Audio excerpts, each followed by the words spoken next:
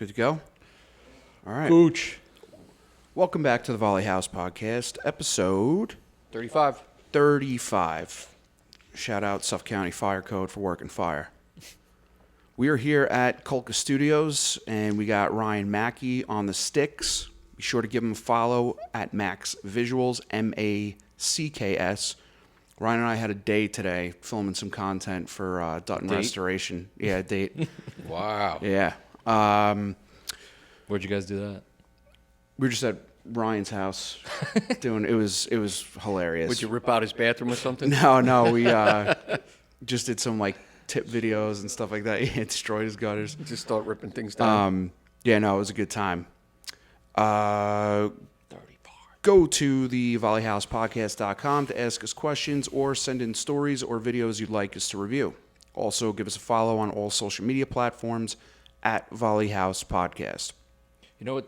You ever been to Elsie Lane in Huntington? Oh, yeah. Or there's another one like Mineola, Garden City? Yeah. They have a Signal 1335 burger. Yep. You ever have that? It's got like every banana time. peppers and Oh, shit. it's real good. 1335 burger? Yeah, that was actually, we were just talking about Dutton Restoration. His brother-in-law owns that LC out in, and they also have the Bob Kelly burger. Yeah. That one's good too. Yeah, It's that like one's really good. Lettuce and tomato and shit. Shout out LC. I go there all the time. Let's start with iCommand Board. Come in.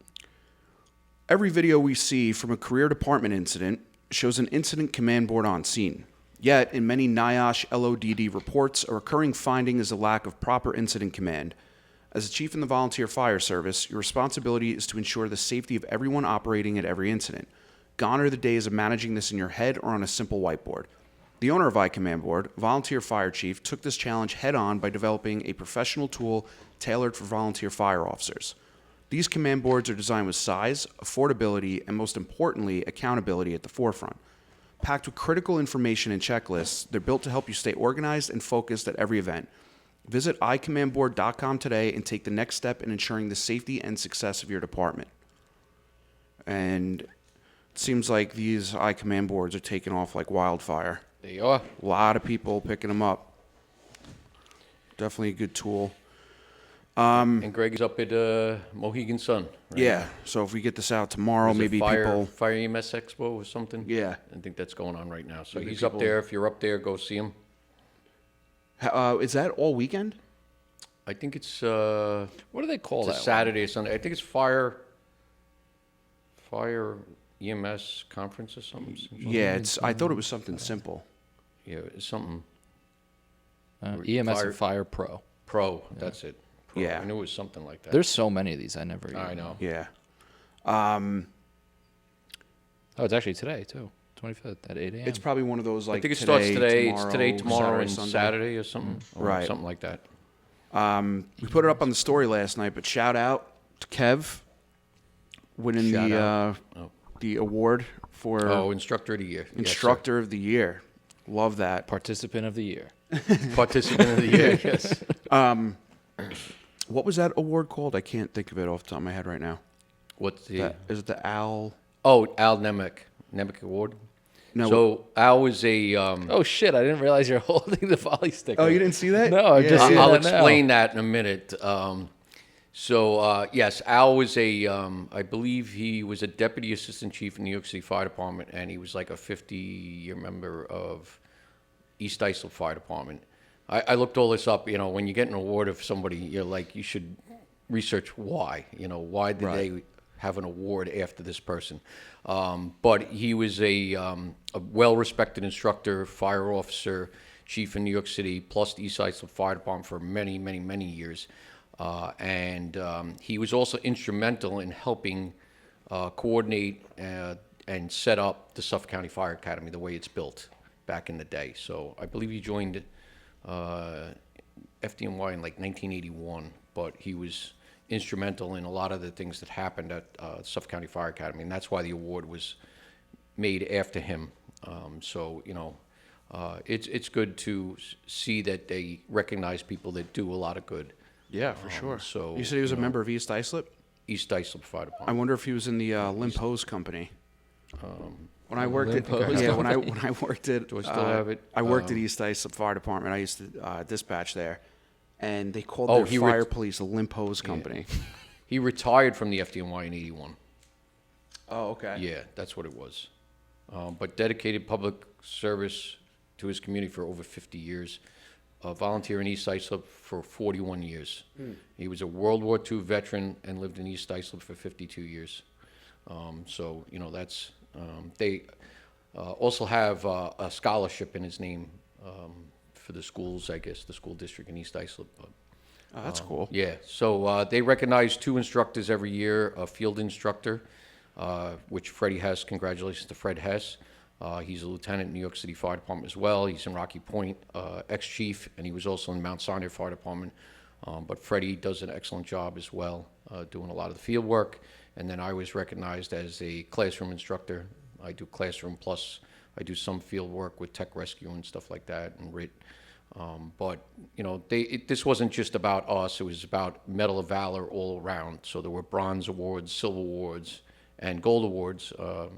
Ex-captain from Central Islip won, ex-captain Miller, who was also a FDNY chief, but he rescued a neighbor down the block from him in Lakeland's fire district.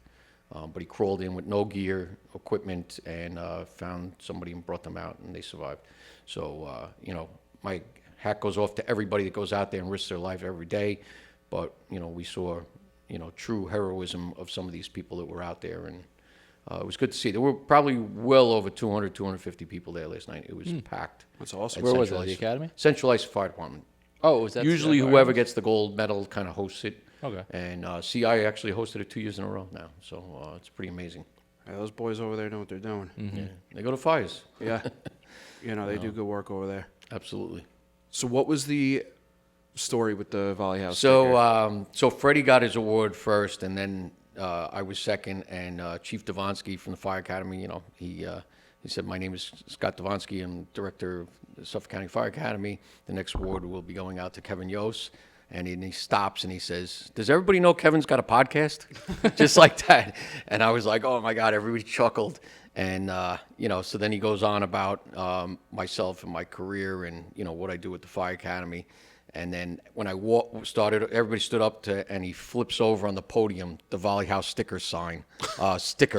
It was right on the front of the podium. That's fantastic. So I walk up and I'm just shaking my head, you know. So he's like, "Here you go." That's I'm awesome. like, "Thank you very much." So so then when we went up to take the picture, he's like, "Where's the sticker? You got to put it in front." I'm like, "All right, might as well." He's our biggest advocate. So yeah. So but they do. Scott and Dan do like what we do here with the podcast, and you know, we had them on, we had Scott on, and eventually we're gonna have Dan on. But they like breaking shoes, which is it's a lot of fun. So Yeah. that's what the fire service is all about. Well, I remember back with that conversation with Chief Devonsky, we were talking about the Masters, I think that they hosted out in out in Shinnecock. Shinnecock. Yeah, and the U.S. Open. U.S. Open, that's what it was. Yeah, it's coming next year out there again. Yes, that's right. And then we have this week, tomorrow, is the Ryder Ryder Cup. Cup at Bethpage. So shout out. I saw the Bethpage guys today. Looked like I don't know if this was a old picture or if it was today, but they took a picture with Trump. Well, was it Bethpage or yeah? They might have. I think Trump was there today, or he's going tomorrow. Yeah, so or whatever it is. They're doing the standby over there. Yeah, sometimes, you know, it depends on where he lands, whether he goes to East Islip, to Republic Airport, or if he goes to Islip. But sometimes East Farmingdale's involved with that, or Farmingdale Fire Department. I went to standby. Croxley's yesterday, and I saw it's a disaster over there right Oh, now. it's if crazy you go right over now. there, Lot you of- can't drive. Yeah. You got to take the train if you even And ride tomorrow is down going to there. be worse than ever if Yeah, Trump's there. So but I saw what's that Farmingdale company, Atlantic, on Main not Street. sure. They got a real nice firehouse on Main Yeah, Street. By I know what Nutty you're talking Irishman. I think unless it was a standby company. But What, that firehouse? That's a village of Farmingdale. Village of Farmingdale. Yeah, isn't it like Farmingdale Fire Atlantic Department. Steam or something? Atlantic Steamer is Oyster Bay. That's Oyster Maybe Bay. they were doing a standby. Maybe it there. was. Yeah, maybe they're just standing by. I saw them out there though. It was cool. Yeah, because I think Farmingdale sometimes stands by over at, you know, They do. There's a couple of at departments. Bethpage State Park. NEMS. I think they were kind of sharing crews I'm sure at they are. Bethpage Black. It was Bethpage Fire Department. I want to say a couple guys from Jericho were there. Farmingdale. I know a few years back they took a picture with Trump. His first term, the Bethpage guys. Yeah, so. But they're probably doing it again, I'm sure. So Kathy Hochul got a round of applause. Oh my God, I she saw that. she got booed. I heard she got booed like out. 3 times. It's That tough. was terrible.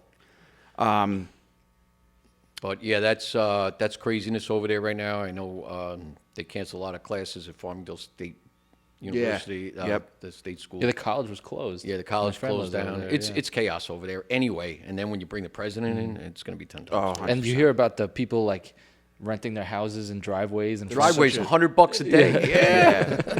Well, the people renting out their houses, Yeah. like Airbnbs, they're gonna make like 25 grand. I think they make more than that for a week, depending on who the star is. Yeah, I mean, I was looking at tickets yesterday. It's like over $1,000 for a yeah. ticket. I don't have any interest in going to that. I mean, it's basically the It Super is fun. Bowl. I've been to the U.S. Open a couple times. I was hoping to go to the Ryder. Well, this is like the Super Bowl of golf. Yeah. It's USA versus Golf, it's just a hard thing to watch because you're going to watch a guy swing and then the ball's gone. Like, you're going to see that one hole. Well, I tell you, I was standing there with the U.S. Open, and my cousin and I, my wife's cousin's husband, standing next to me, and a ball comes right over and goes right in the crowd by us. So we kind of shoot right there. You know, everybody shoots there, and they make a lane. And literally, it's probably only 4 or 5 feet wide that this guy's going to hit through all these people. And I'm standing there videotaping it. I'm like, this is pretty cool. They Dude, just well, trust this he's is going to so hit the it craziest straight. thing. I'm like, can you imagine I you didn't- miss and hit somebody? I mean, because you don't golf, right?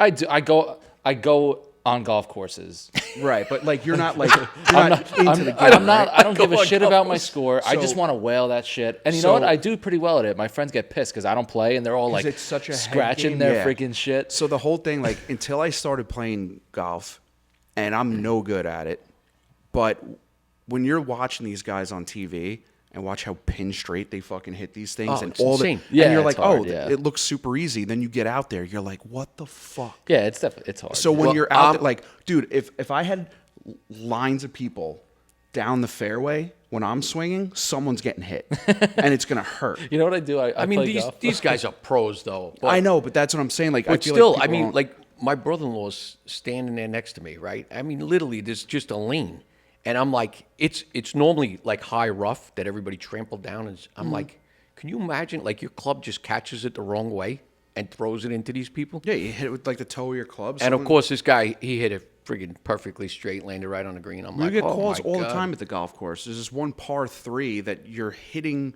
toward the tee box, and people get nailed in the. Well, some of all those the time. courses are very tight. Yeah, way- for The sure. way they're set up. I'll just carry a 6 or a 9 the entire time. And I'll just play with that the whole time. But I can actually hit pretty well. I'm like, they're freaking. My friends are nuts. Like, they're like fucking freaking out. and You just shit. go Oh, to yeah. drink. I know. Honestly, a lot of people do. what I like the best about it is it's just a nice day, like just being outside. Like I Yeah. like It is. being on the green. It's just Yep. like relaxing, just to It be is. out there. 100%. $50 and you just. But it's good. You know, I mean, you think about all the volunteers that are stepping up right now. I don't know if the department's getting any money out of it by standing by. They might. I don't know. I think they get tickets, I'm sure they get something out of it. which but- is sick. I mean, you're gonna go hang out at the. I mean, I was talking to one guy. But that's a lot of hours. I Yeah, mean, he you said think he you was- think about it. Even if it's shared through multiple departments, you're talking about early morning to late at night. like way early in the morning. And they had practice round started Tuesday? Yeah. So it's Tuesday, Wednesday, Thursday, Friday, Saturday, Sunday. I mean, that's a lot yeah, for volunteers I was to talking step to up one guy. I think he said he had to get up at like 4 a.m. Yeah. Then they didn't like leave there till like 7:30, 8 o'clock at night. Mm-hmm. Like it's a long day. You know It's a long something day. I But, find listen, my hat goes off to them to stand by that long, Yeah. It's a lot I don't of know hours. why. This is what I thought because I was with my friend in Mineola yesterday, and then we took the train to Farmingdale to go just grab lunch at Croxley's because we figured it'd be busy, just something to do. So we go. It reminded me of FDIC. You go to FDIC, all it is guys with fire shirts, handlebar mustaches, jeans. Like everyone looks the same. Right. You walk anywhere in Farmingdale yesterday, golf shirts, hats, Oh, yeah. sneakers, and shorts. Yeah, Like everybody maybe a couple looks the golf same. tees tucked in the hat. Yeah. Yeah. And me and my friend would mess around. We'd be like, we didn't say anything to anybody, but we're like, oh yeah, What'd you hit today? Right. Everyone looks the same. Guys drinking a beer with My a wife fucking says that all the glove time. She on. goes, all you firemen look the same. Let's get into suspended or not. We got a good one today? Where's your glasses, Phil? No glasses. Can you get a pair? I'm wearing a hat today, which is unlike me. My hair was just pissing me off. Oh yeah. Crazy hair day. Getting gray. You I've can had go this since I was 18. to frontlineoptics.com. Use code VHP15 for 15% off. Suspended or not. A group of guys doing the overnight tour had a water can fight. Only it transitioned from the apparatus bay to the upstairs lounge, and in the process, ruined a large, expensively framed professional photo of the membership and apparatus from the department's 100th anniversary. Oh, boy. Suspended or not. You got to get hit with something for that. Yeah, that's not. You're not walking away from that. Did they take it and get it reframed and fixed? Doesn't say. Wow. They get caught? Didn't. No context. Doesn't That's just say what- that Yeah. either. I mean, I would say if they got caught, they're definitely getting something. You earned that, though, if you did that. Yeah. You know, I mean, we used to do a lot of water fights back in the day, but it was always about cleaning it up, making sure nobody noticed that it was. Oh damaged yeah, the next for day. sure. So, But yeah, you ruin. I mean, that's the 100th anniversary. yeah, that's a You tough don't want to one. ruin that picture. You know, I don't know. I mean, definitely doing something, whether it's some sort of community service in the firehouse, cleaning up stuff or something. You're getting something out of that. Yeah. That's possible suspension. Maybe, I don't know. It depends. Could be. I'd hate to suspend somebody over something like that, but That one's tough though, because what do you like? You're gonna That's have to history pay. of your department. It's history, and you're gonna have to pay to get that fixed. yeah. And you're not gonna make the members pay for it. No, I would So- say, either, fix it, pay for it yourself out of your own pocket because you screwed up, or take a suspension, or maybe something, community service. Right. I don't know. That's a tough one, though. You don't want to ruin the history of your department. Right. It's terrible. Job of the week. But water fights are fun. They are fun. Job of the week. This one was All right, actually take the book. submitted. Well, there was a From job. last Smithtown week. had a job. Yep. Did Yeah, saw that. I like- saw some pictures. Was it a just kind of room and contents thing? Didn't look No, like it one. sounded like they had a quick knock on it. I think call it was from fire Buffalo? in the walls. Whoever's doing their social media is doing a good job Oh yeah. because it looks like someone really spent some time on Well, it. it looks like they found a lot of old footage from when Smithtown built their fire headquarters from back in the 50s. All this footage, and they've been releasing it. It's awesome to see. This one, Job of the Week, was submitted actually last week from Kent, Connecticut. From September 16th, Kent, Connecticut, for the reported barn fire with exposure. Initial response is full response from Kent and Northville, automatic aid. Gaylordsville for an engine and tanker. Definitely need a shirt from that department. Chief gets on scene and finds a fully involved barn with fire spreading to across the street. Ash is setting the roof on fire to the house and garage. Jumps to a third alarm, bringing in 3 more pumpers for manpower and 4 additional tankers. Good stop on the exposure, but the barn is gone. Upon investigation, the barn was full of chemical and it's a Connecticut State Deep Hazmat. I don't know what. DEP. Oh, Department. they wrote it DEEP. Oh, well, it might be DEP. Okay, so that makes is a lot this, more Kent, sense. Connecticut? Kent, Connecticut. Mass decon of all fire equipment. Incident time roughly 5 hours. Wow. So that's Probably an old barn, I'm assuming. Those Yeah. things are like tinder boxes, those old barns. Oh yeah, especially if they got this one had It was chemicals a true, and stuff. true in it. barn burner, Yeah, right.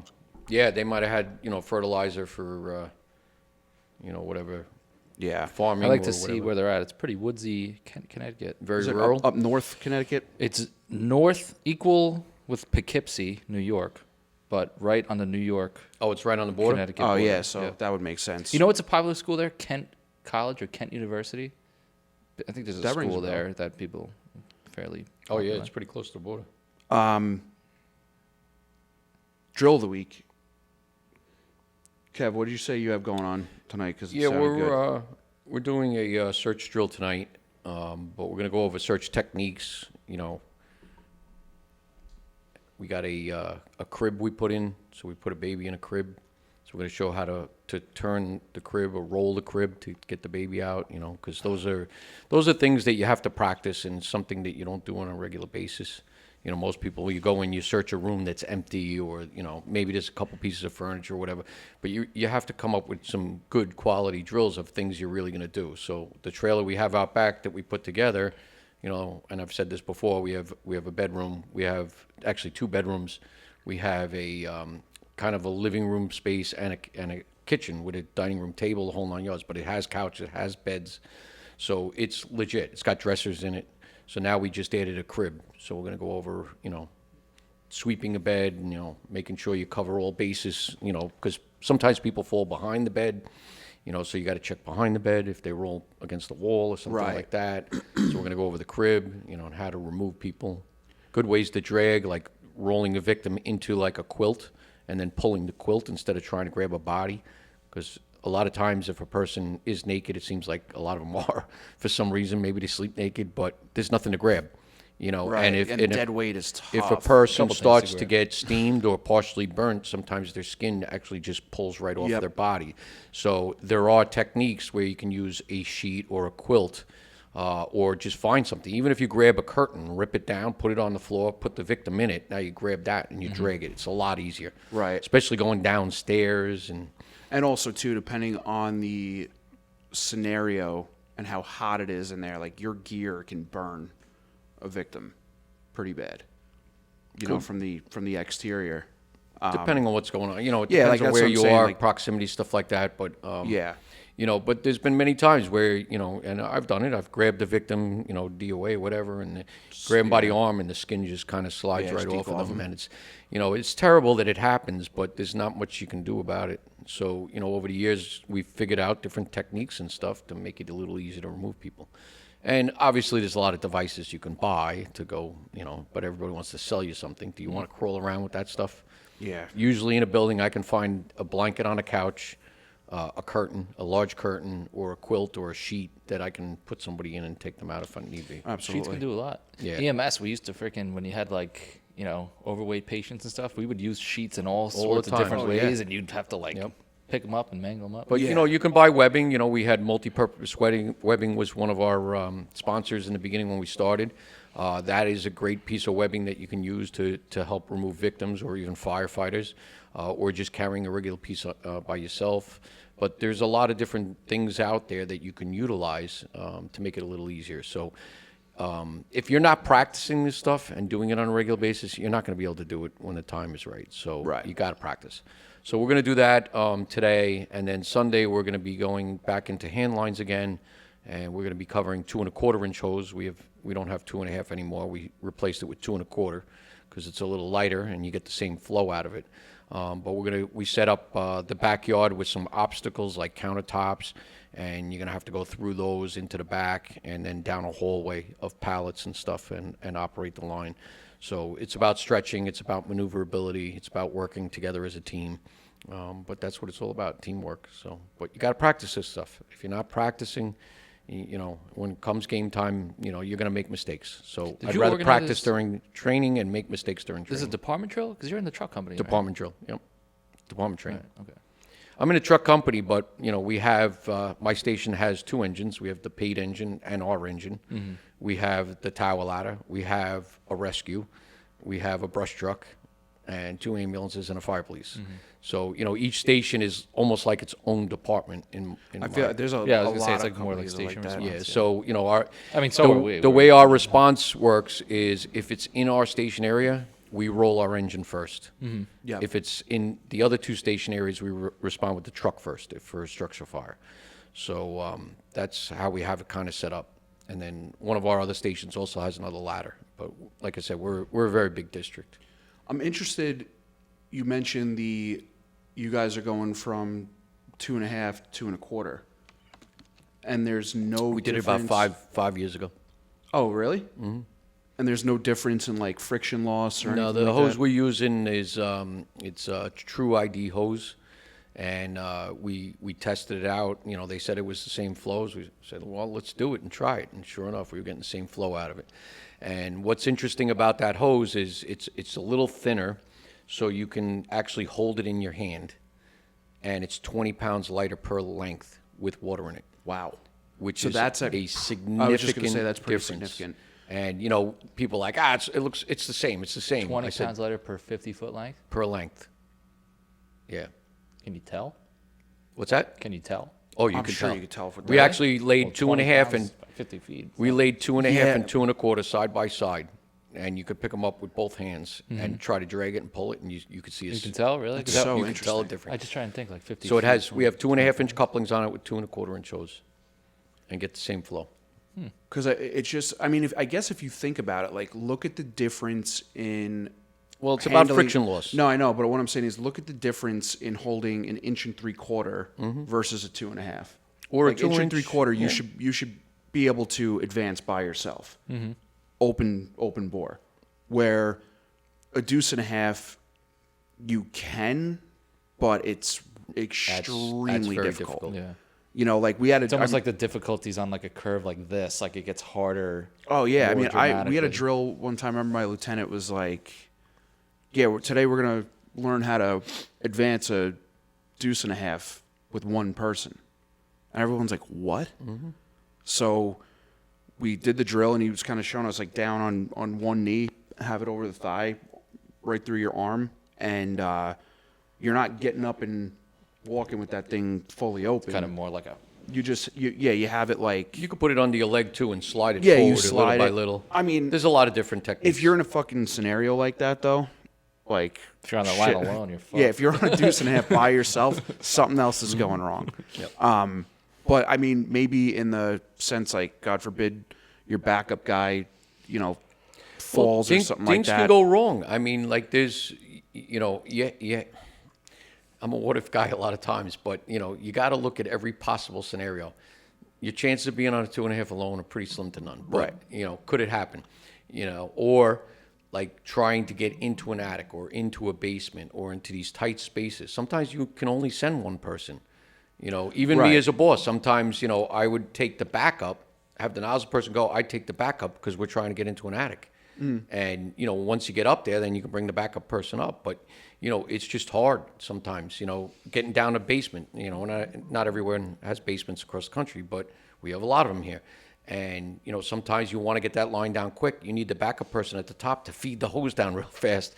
So the nozzleman goes first, you know, and then you slide the hose down, and then you go down after them real fast. Yeah, I could see like if you're in a. I'm just thinking like an area like this with offices. Like if you hit a bunch of corners with a 2.5, you lose some of the guys on the lines on the corners. Then you're on the nozzle, where there could be 4 or even 5 of you, but you're just all spread out. Just doing Yeah. it at the- I mean, we had a fire one day that had a lot of clutter in it, you know, so we got up there, popped the door. I could only get the door open about 12 inches maybe.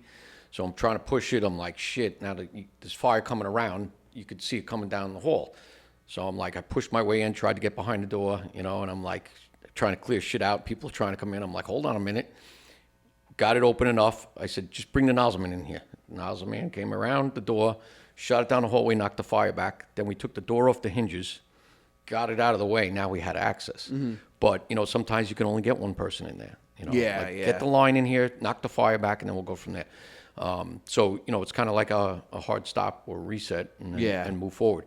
But, you know, just like I was talking about with gear, there's a lot of different levels of protection, you know, breathability compared to, you know, heat resistance and all of that. The same thing goes with hose. Not every hose is the same. You know, people look at hose, it's hose. No, the friction loss can be different. It depends on the makeup of it, how it's constructed.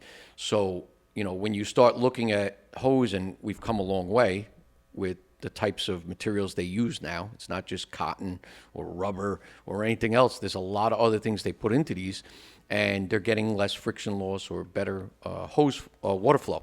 So, you know, when we started looking at the different types of hose, so normally, you know, 2.5 inch hose is about 5, you know, PSI friction loss. Yep. The 2 1/4 was only 8. It's 8.1.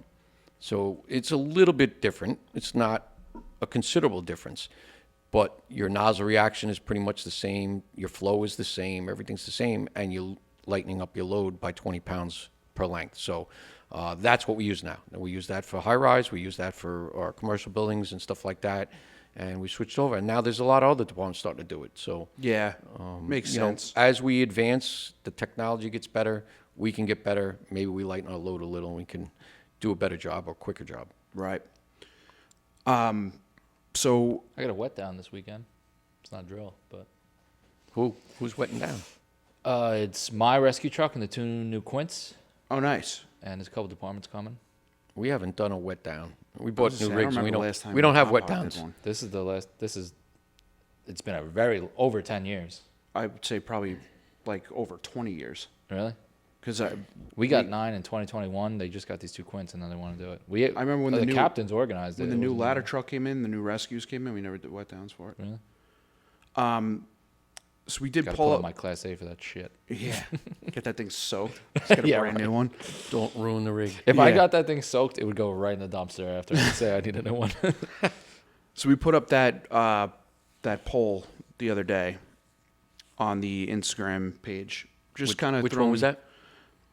The one, the number one killer in fire department morale. Oh, yeah. And The notifications went wild with that one. yeah, we were getting a lot of DMs, and but the overwhelming majority of people voted poor leadership. And Can we even see That's this now what- that it's gone? no, but I mean, I know we've talked about it a lot. Yeah. And it was, I saw one person had a comment about amount of training. Yep. And some other stuff. And, it all factors into it. But, leadership seems to be a big thing. It has been for a while. And, it's not, like I've said before, it's not everybody can be a leader. Not everybody can be an officer. We all think they can, just like we all think we can be firefighters. Some people can't. I think there's caveats to it. I There's- think there always is. I think you have people that want to be leaders, right? That have good intentions, but there's also people that have bad intentions. Like they see a leader, they're like, "Oh, that guy, like he just gets to tell people what to do. Like I want that position. You just want the badge and the Well, title." and I've heard those people that say, I don't care what it's going to take. I'm going to be a chief in this department. I don't care who I step on. I don't care what I do. Like people are Which like is that. which is a terrible and attitude. it's a terrible What are you attitude. doing? Why would you even waste your time? Yeah, well, because I think I can't believe someone Because would even it's lot of it's people- about saying I'm the chief, and Right. It's which I think it's that and people that are thrown into that position where Sometimes. where either you can people come up to you and they trust your judgment on things, they know that you do good work, so they approach you and say, hey, like, can you fill this position? Well, But- right now it's hard to get people, and some people are taking positions to hold a seat. Well, I was just And going to you- say the seat filler is a The huge seat filler problem. is not a good. It's the same thing with firefighters. Like, oh, just bring in more firefighters.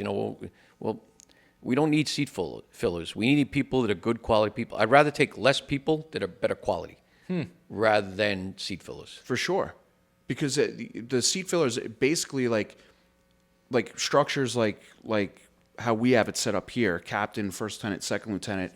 If you're missing, or if you have somebody that's say in the first lieutenant spot or the second lieutenant spot, that's a seat filler. It's basically like missing an officer if they don't take it seriously. I've had both, where I've had officers that were seat fillers and it was just like it was impossible to do anything with them. Then there were others that took it seriously because they realized, hey, we have a vacancy here. No one's qualified to fill it. I've already been through this before. Let me hop in and do my best. to Well, and help. now, you look at the fire service now on Long Island, we're getting a lot of retreads. Yes. People that were in ranks or chiefs that have come back through the ranks again because we don't have anybody or we don't have anybody good. And, and I said this a long time ago too. I think sometimes, and we do shoot ourselves in the foot a lot of times, but the way we turn over officers on Long Island, right? It's every year there's an election. You usually hold a position for 2 years and then you're out. And sometimes we have some good leaders or good chiefs, and it's like, well, it's the next guy's turn. It's time for you to go. When maybe that person should stay a third year, a fourth year, or a fifth year as a chief. So you have more consistency. because there's not a lot of consistency. You know what I think? You think about this. You get elected as chief of department, let's just say, right? So now you start to put your agenda together. You do a bunch of changes in your first year. Then what happens in the second year? You're like a lame duck chief, right? So it's like, all right, well, I'm not going to make too many changes because when I want to get out, I want people to like me. Or you're going to go balls to the walls and you're going to just kind of do what you're doing and see what happens. And people hate you. So if we have more consistency in the ranks where people stay a little longer, I think, if you have good officers. I'm not saying a bad officer. If you have a bad officer, vote them out. Get them out. Don't keep people that are toxic in these environments. Get them out. If you can. Run somebody against them, get them out, whatever the deal is. But if you have a good officer, maybe they should stay another year or two, because this way things will get going a little longer. So when we get into the paid service, usually you pay somebody to be your chief or an officer, and they stay a while. Mm-hmm. You know, if you're working on the promotion process, let's say, you know, you may have an officer, a lieutenant, or a captain studying, or maybe they're on the list already, and they're gone in a couple of years. But then you have other people that are going to stay a long time. So you have a lot more consistency, and you work harder because you want your company to grow and get better because you're going to be there so long. You're invested in it. Right. Whereas if you're just moving through ranks real quick, you're not invested in that company. You're like, well, I'll just move on to the next place. I feel like on the flip side of that, though, people will be officers, and then after you do it for like 5 years, 6 years, you become the captain after like 4 or 5. By the time you're captain, you're like, I don't even want to do this anymore. You get and there's so many reasons. you get burnt out. Yes, you know. yeah. And but this is the thing I've seen talking to officers all over the place.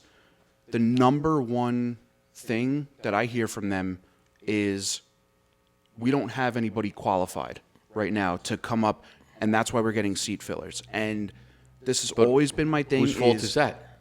That's always been my thing is you got to teach your guys to become officers, even when they're not. That's one thing that current officers miss out on.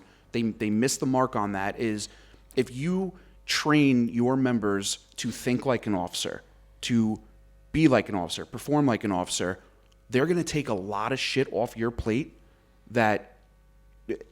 that's what starts to create the good morale there. Because now everything starts to work smooth. Obviously, there's certain decisions that have to be made by an officer that holds the rank, but it's every time I talk to somebody, oh, yeah, we got 2 guys, but, you know, they're not qualified on the rig. Get them qualified. Qualify them on that rig. Well, spend the time with them to get them qualified.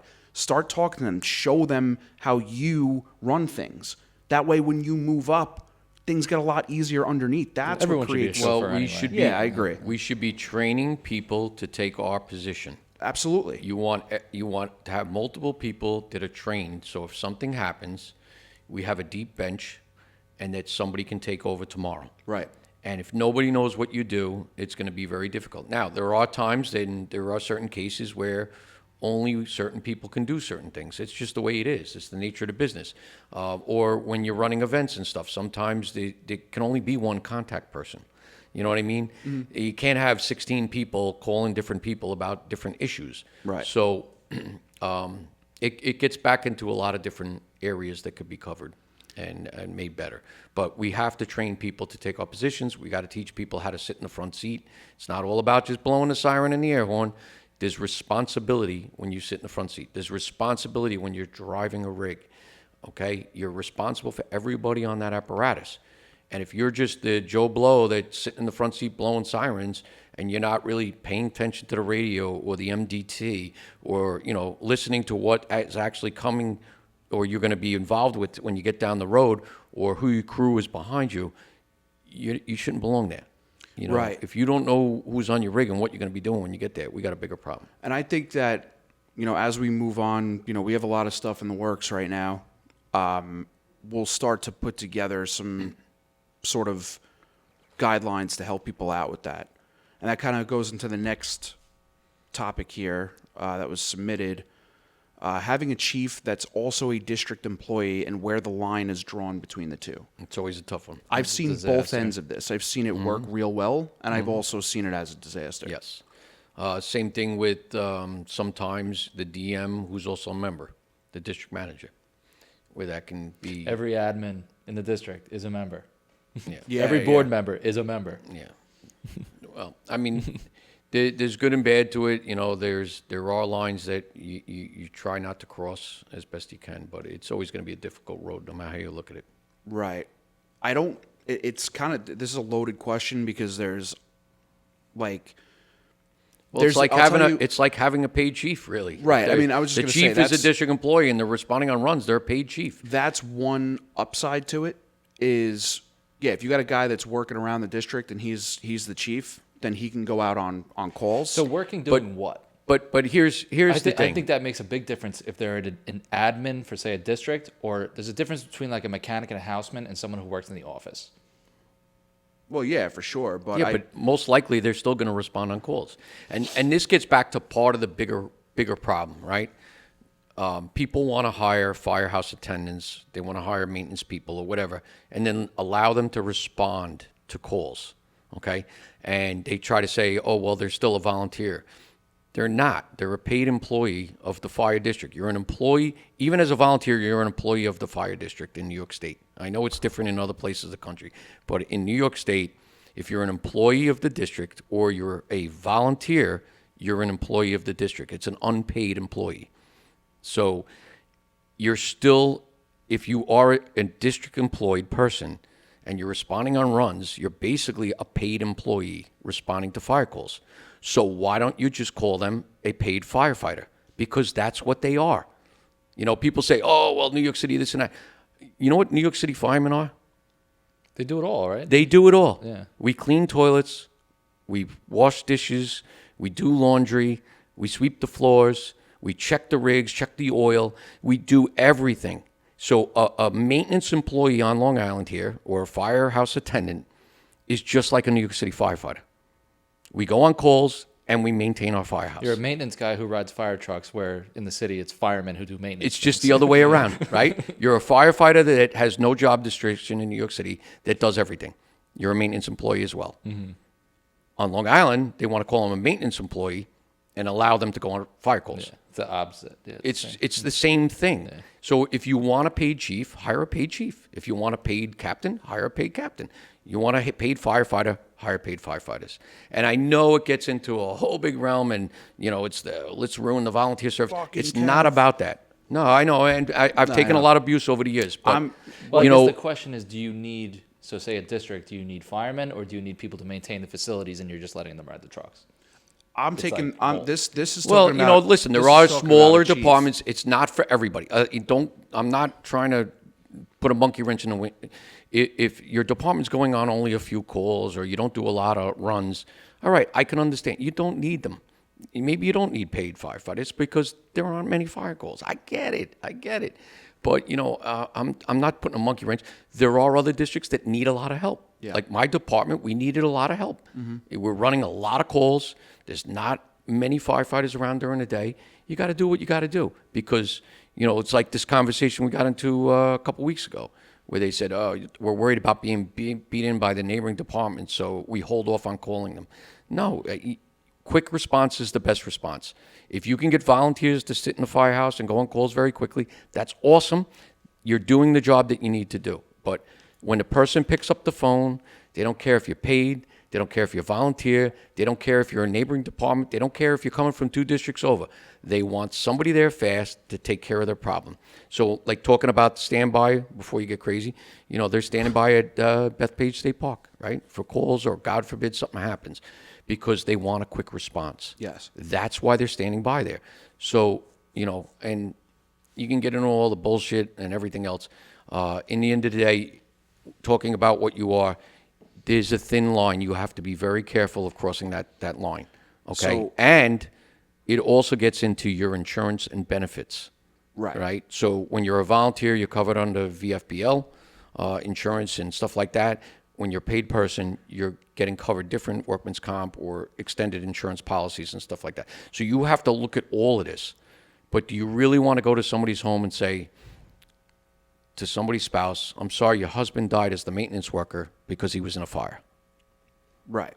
You know, and if it's the same department, you're a volunteer and paid in the same department, that's one thing. If you're a volunteer somewhere else and you're being paid in another organization and then you're responding to fires, it's even worse. Yeah, that's like a funny situation. Yeah, so this one, like, I've some experience with this particular one where he says having a chief that's also a district employee and where the line is drawn between the two. There were instances where a chief that was a district employee, decisions were being made at an executive level that could potentially lighten his workload during the day. For instance, if the guys wanted to go out and do a live burn training or something like that, you know, you're going to be out there, a lot of bottles that are going to need to be refilled, and this guy doesn't want to refill these bottles the next day, so he denies that training. Denies training? Yes. Because he doesn't want to fill bottles? Yeah. Well, that's a big problem. Well, I think, I'm not saying. I that mean, this first is the off, actual problem. your bottles should be filled as soon as you're done with training. It shouldn't be to waiting a day. Right. This goes back. Unless you have extras. But This goes back. I mean, yeah, you have the extras, but the ones that you used still have to be refilled and, you know, become the next backup for the next, you know, fire you get or the next type of live burn you do. But we fill all our own cylinders as soon as we're done with training. We don't have district employees do it. Oh, yeah, but don't your members do guys it? have to be certified to do it? Yeah, we have a filling station in each firehouse, and we go and fill our own bottles. Okay. Yeah, they don't let us do that. Yeah. So I mean, there are some places where they have to get a contract with somebody like Firematic or somebody to come and fill their bottles. right, you have that, but also there's district employees that are certified to No, use those machines. I get it. I mean, our district employees can do it too, but we do our own. And to get back on that, it didn't necessarily mean the next day. It meant that he would have to come in like that night to do it when he didn't want to do it. Yeah, that's a Is little he getting crazy. paid to do it? Yeah, he'd probably get overtime doing it. Fucking Yeah. Lazy fuck. Yeah, well, so I'm not saying that this is what this person is alluding to, but I feel like it's something along those lines. Well, where, like we say, with all of these submissions, we don't get the full picture. We don't get all the information. So, you know, we're kind of going off the cuff of what we're hearing and what we see. Right. But that should not, you shouldn't deny training because you don't want to do work. I mean, like that's just dumb. Then why be a district employee? Go get another job. Right. Like, what are you doing? Well, I mean, I've had and listen, it works in many places. I'm not saying that this doesn't work, where you can be a volunteer and a paid employee. It works in a lot of places where it's Yeah, for great. sure. But you know, when we really look at the money that we put into different things, and this is nothing against anybody, no matter how you look at it. We spend a lot of money on ancillary things around, right? Secretaries, office people, maintenance people, everything else, and we don't put it towards response. Like, we're here for response. That's really what we're here for, and we don't put the money into paying people to respond, which is fine. I mean, if it works and you got enough volunteers, that's great. But, you know, we have to look at the big picture. If you really look at a district manager in some of these departments, a district manager is like a paid chief most places in the country. What the district manager does is what a paid chief does. A paid chief is an administrative officer for the most part. For the most part. They respond only when there's big alarms. Mm-hmm. They have, deputies or battalion chiefs and stuff down the line that actually respond, and the chief is more like a district manager, more of an admin person. But it's worked very well on Long Island for a very long time. And I'm not saying it still doesn't work in a lot of places. It still works in a lot of places. But there are other places that are basically right on that thin line of, we need to do something or we're not going to be able to provide for our community. We are here to provide for our community whatever it takes. And we have to ensure a response. And there are some places that cannot guarantee a response, a good response. This is my thing, and I feel like this all loops back into this like poor leadership that people voted on because people get what I'm saying is pissed off about. Look at this, a bad leader. You have during the day, automatic alarm comes through, bullshit car accident, something like that, and the term you always hear is, "Oh, we have trouble getting out during the day." And I've seen this firsthand where it's bullshit, you're not really getting anybody down.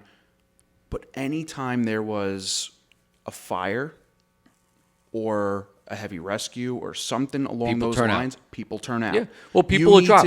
You need to get it to a point where people want to turn out regardless of what it is. And I remember when I first joined, I felt very much so that that's how it was. Like, middle of the day, like, I'd be in school watching the fire truck drive down the road, you know, out the window, you know, at like, I don't know, 10:30 in the morning on a Tuesday. Guys are getting out. Mm-hmm. They're getting on the road, and I feel like something has to be done. I'm not saying that there's departments that straight up can't get out, because I'm sure there is that too. We've gotten beat up over the years. I mean, I've seen a significant change since I joined to now with the amount of automatic alarms. Yep. The amount of CO alarms, the amount of false alarms, the construction, right? The little fender benders. Now everybody with the cell phone. Everybody calls for every Tom, Dick, and Harry thing. You know, and I'm not saying that we shouldn't go or we shouldn't provide or whatever else, but it's basically destroyed a lot of the volunteers, because it's like, I can't go on 6 more automatic alarms today. I got stuff to do at home. Right. Or, you know, like you work from home, Phil, right? And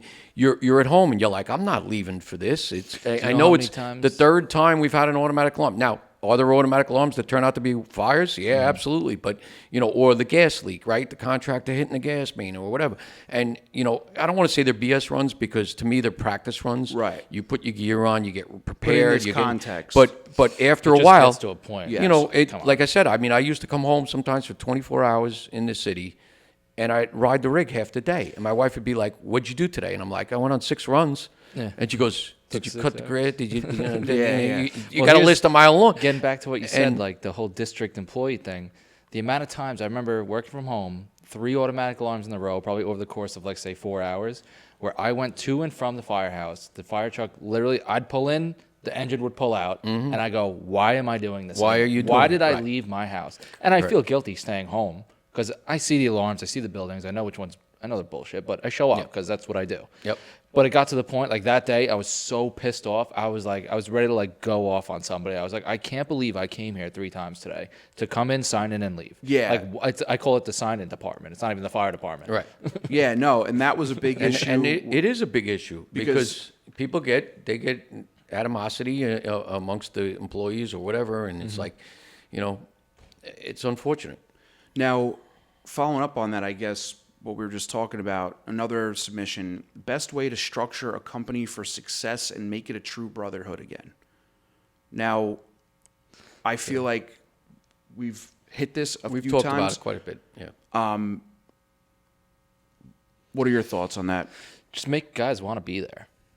Like there's a million responses to that. Yeah. Well, this is the way I look at it. It's all cultural. Like I remember the big thing was, and everyone's got the group me's and stuff like that now. I look at it like my group chat with my friends. Always, hey, what's everyone doing? Like, you know, do you guys want to meet up and stuff like that? It used to be like that in the firehouse.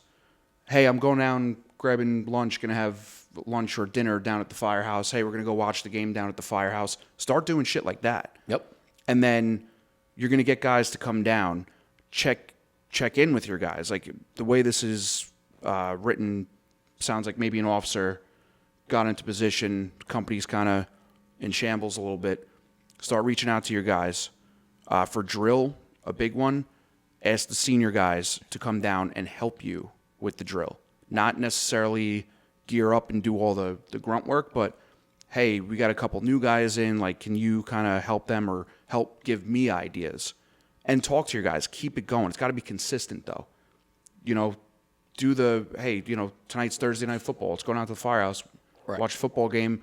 We'll get some pizza, or, you know, I don't want to say pizza because I feel like that's like the more you fucking get meal of the people firehouse. together, the better it's always going to be. And, Right. you know, part of that comes, you know, like the breaking chops and everything else, or the jokes. And, you know, obviously you got to be careful with all of that as well. But getting people together for like the Super Bowl, or, you know, like you said, Sunday football, or just doing things, or meeting up, like even after a department meeting or something, whether you're all hanging out in the firehouse afterwards, having a couple beers or whatever, or go to a local bar, have a drink with everybody and joke around. Like some of our guys do that a lot, you know.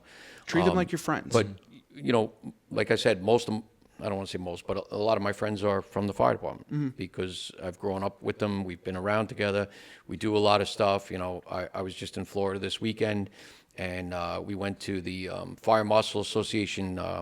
They had a Top Golf benefit last week. I know I was sending you a picture of Donnie Lynch. Yeah. But I went to that. I saw a bunch of guys I know. From my department, 6 of us went, and we're all joking around. And my buddy says, he goes, I'm going to Florida tomorrow. I go, so am I. Where are you going? He's like, Fort Lauderdale. I'm going to see my brother before he leaves.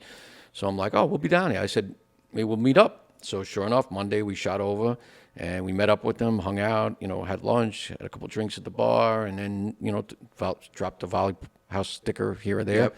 And then, went to the hotel and hung out.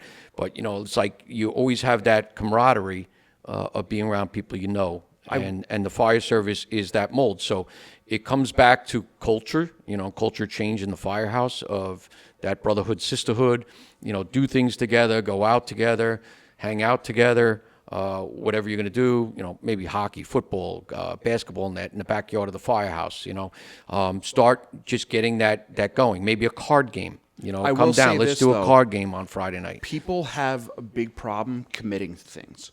So if you're Well- going to say, hey, we're going to go and hang out at the firehouse on Thursday night, and you say that to somebody on a Monday, people will be like, oh, that's cool. And they might want to do it, but they might forget about it. But if you just write in the chat, like, right now, it's, almost 6 o'clock, football game's about to start. Hey, guys, I'm going to go down and hang out at the firehouse, watch a football game. It You helps. might have guys that are down that aren't doing anything at the moment. They're like, hey, you know what? Let me go hang out down there and go cook a meal down there. Go buy some bullshit. Do a duty crew. Yeah, like we do. basically you're the duty crew there, and the other thing is if you can get your family involved in it, right? Bring your wives, bring the spouses, the girlfriends, or whatever. Let them meet each other. They become friendly with each other, and then there's more of a reason to get together. Because then you're off the hook. Then you can go to the fire. well, that's the Yeah, thing. right. If you tell your wife, Tyler's going to the firehouse to have a couple beers. I'm going to go down there and hang out. What do you think your wife's going to say to you? no. again, Are you kidding me? It's Friday night. Let's go do something, blah, blah, blah. Now, if your spouse, and they're all friendly, maybe they want to get together on their own, and you go to the firehouse and hang out together, or vice versa, or maybe they come with you. they all and go, they'll yeah. hang out. right? So, and listen, not everybody's going to like everybody. We have 1,000 different personalities in the fire service. You have 1,000 different spouses that have personalities. Some click, some don't. Some don't like each other. So you got to watch that mix as well. Yeah, You know what we used to do? We only did it a couple times. I wish we would have done it more because it was a lot of fun. We would just grab like a group of guys in the mid-afternoon, have a full crew for a truck, and just pick whatever truck we wanted. And we would almost like how police, they kind of go patrol and post up. fire patrol. Yeah, we would go grab lunch, but then we would just go park in a parking lot. And if we had the ladder, we'd set it up. If we had the rescue, we'd, obviously can't really set up a rescue truck. But it was just kind of a fun way to be we're on duty right now. We're just we're Yeah. not working, but we're. And that's what duty crews are all about. Yeah. You're on duty for 4 hours. You're It hanging always- out together. It was always kind of interesting because it would come down to, and every time a chief would swap out, it would be a question of, is it allowed? But Yeah. we would all just hop in the truck, go on a 15, and be we're on a 15. Let's grab lunch. Yeah. Let's Yeah. go somewhere. You know. So, that all works, but it's the more you do things. And like I said, I think we all join the fire department. I want to believe we all join for the right reason. We join because we want to help people, and we join because we want to do stuff. Right. And that's what social media is doing now. We're showing fire departments and guys cutting cars and going to fires and doing stuff, breaking stuff, and you're like, I want to do that. And some of it's very good image. Sometimes we do bad image in social media too, but we want the good image. We want to do stuff. So if you can get ways for your members to do stuff, that changes that culture. Better trainings of actually doing stuff gets a better culture. Getting people together gets a better culture. So anything you can do to attract people to the firehouse and get people together, that's going to build your culture. That's going to make it better. You know what I just thought about? A lot of recruiting campaigns, if you want to call it that, you'll see they advertise, call it advertise, you become a fireman, all the training's included.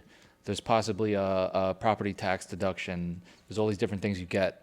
It'd be a good experiment to kind of post the other side of it, obviously the firefighting side of it is important, the training side, but post more about the brotherhood side of it. Yep. like not necessarily just like department picnics or department 5Ks, like the actual social aspect of being like, this is me and my company and all the firemen, and this is what we do after training and stuff like that. Like, this is something you could be a part of, because I think that would be, selfishly, people would probably be more enticed to the hanging out part. Yep. But seeing that, becoming a fireman, there's this like Right. part of it that's like the brotherhood So that we- you wouldn't we- really know if you weren't a part of it already. Yeah. We were looking at creating a flyer to attract new members. And, somebody had put something together and, we sent some suggestions and then put it together. And the top things of benefits, right? LoSAP, pension, right? It was all the things you get, not things you do. And I was talking to the guy who was in charge of recruitment and retention, and I said, I think we're doing ourselves a disservice. And he's like, what do you mean? We spent a lot of hours on this. I go, I'm not trying to be a dick about this. I go, but maybe we should put help your community, help your neighbors, right? Put that stuff at the Become top. a part of a brotherhood. Yeah. Become part of something bigger than yourself, right?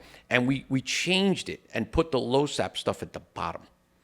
So when you first read, join this, these are the reasons why. And this is what you're going to get out of it. Feeling something that's bigger than yourself, feeling, all of that stuff right at the top.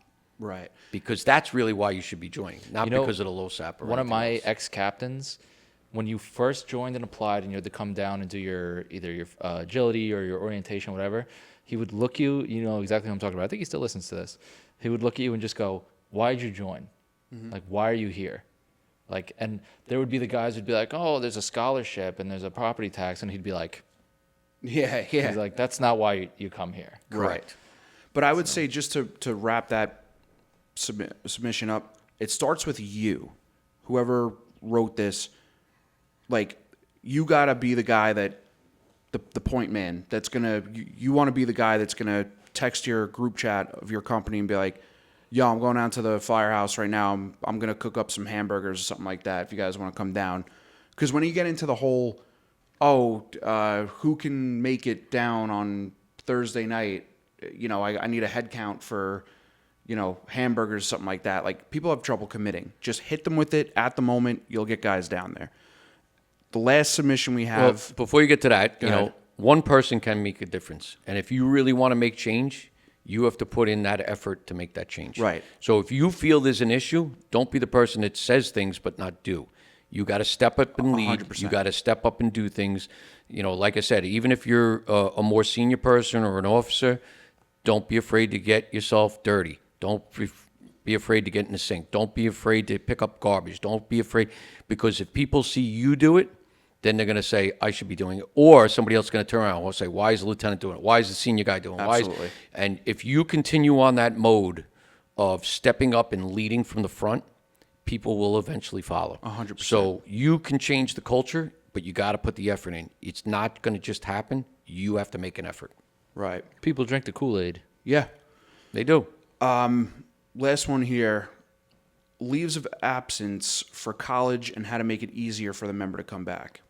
Now, I don't know why this is an issue, because I remember Hop-Hog a while ago, there was a bunch of kids that joined, and I don't think it was college. I think it was military leave, and they allowed it. Basically, they just put them on hold. I don't understand. You have to with military. Yeah, No well, choice. but I'm just saying with college, we've talked about it before. Like, you get a kid that comes through the junior program or high school. They go through their firefighter 1, they pass and everything like that. They're qualified. If they wind up going away to college, does it suck? Sure. But they're going to come back for breaks. They're going to be back for an entire summer. Like, you're still going to get a person back. So I think, personally, there should be leaves of absence allowed for that. Well, that's associates, but you're saying they can come Well, back every and be department's on- a little different. I how know they every handle it. department You can come handles back it. on Everybody your handles it break and be an active fireman. Yeah. The thing is, all that broken time can lead to like. Well, you got to have your know. training level up. Yeah, you well, I gotta- mean, that's if you all it can comes keep down up to. all your training somehow, especially the mandatory stuff, like that has to happen.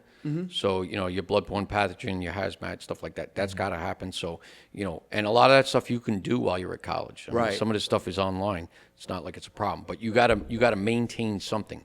You can't come home from college and just go on calls and no training or no meetings or anything else. And that's where I think some of these departments, well, they've been gone for this long or whatever, they haven't done anything. And, you want to make sure you have a well-trained person that knows what they're doing. So. My department's doing, I don't know what the status of it right now is, but they're trying to do something where if you go away to school, you can stay a member, because in the last couple of years, we've lost a ton of guys that they join, they don't even get off probation, then they go away for 4 years. And it's like, well, you're on probation, you're not even done yet.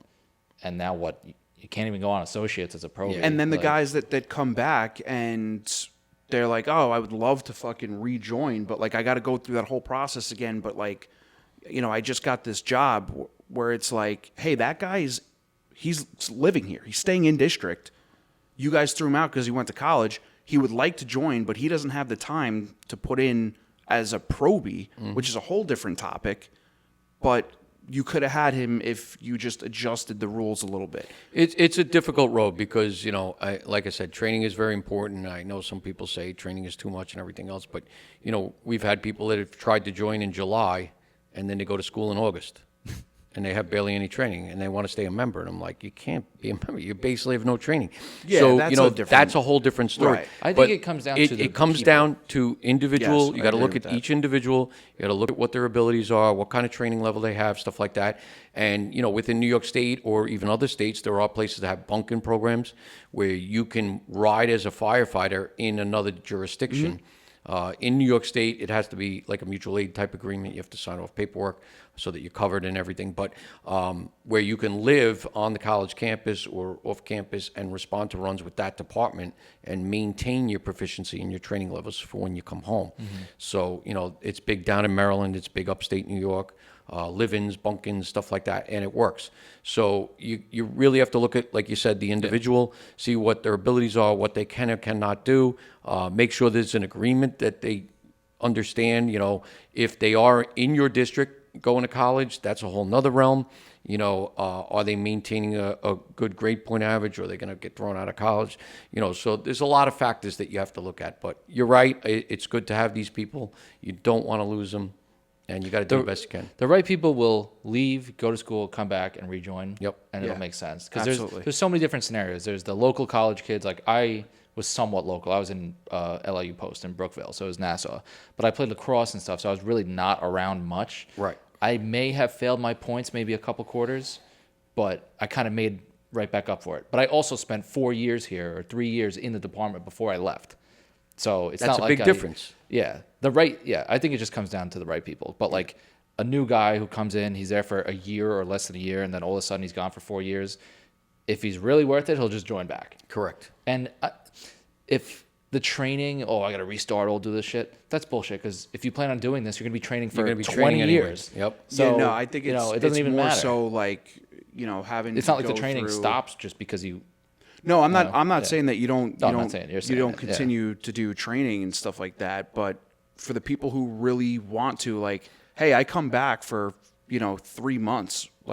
You got me for 3 months until I go back, and then when I'm back again, you got me again. And I'll do what I have to do Until you get to a make sure- girlfriend and then you're not available because you're out with your girlfriend every day. Right? Like I said, it's Sure, very sure, there's you got to different- look at everything by the person, what they can or cannot do. I think- come up with agreements and make it work. And we should try to help volunteers. We should try to help people stay around. It doesn't work everywhere, and there's a lot of departments that have less people. There's a lot of departments that have a lot of people on the rolls, but they don't respond. Right? You have 100 members of the department, but there's really only 15, 20 that are really active. They actually come out. Or, you have minimal amount of interior firefighters. You might have an additional with exterior. Then you have fire, police, and EMS and everything else. And when you really look at your numbers, you're really only a small entity that actually come out and do. So we need people that are going to do. We need doers. We need people that want to help, and you got to have a commitment. And I understand it's tough being a volunteer these days. There's just a lot of commitment, and especially the way Long Island is based, we have a lot of calls. I mean, there are some smaller departments that are only doing 600 a year or 500 a year, no EMS. That's great. And they could probably volunteer for a very, very long time, as long as they can maintain their training proficiencies and the members, and they're not getting inundated with a ton of BS calls, but it's going to be individualized, especially with people with college. It's a very tough road, but you got to have a commitment. I think I'm not in the bylaws committee, but I think a lot of the most controversial thing was fairness, where this guy can be gone and still can still sort of maintain their active status, where as a Right. normal member, I can't be gone and still maintain Correct. some type of point system, Yep. something like that. And that's why leave of absences are good. Take a leave of absence, go out, or like you said, resign temporarily and come back. If you really want to be here, you'll come back at some point. And we've had members that have been like that, where they had a baby or they're very busy and, this and that, and they're not even coming close to anything. And it's like, just resign while you're still in good standing, and you can come back just by submitting a letter. Yeah. You go out in bad standing, now you got to be out of my department. You got to be out a year before you can reinstate if you're leaving bad standing. So it really depends on your policies and your procedures. Well, with that, I think that's a wrap. I think that's a wrap. So I got a bolt. With that, You got a don't bolt? go to college, don't work, just be a volunteer fireman. Just be a volunteer and go on calls every day. Like I was when I was 18. I'm like, who cares about anything? I'm going to calls. But, yeah. All right. All right. All good. Episode 35. 35 out. That's a wrap.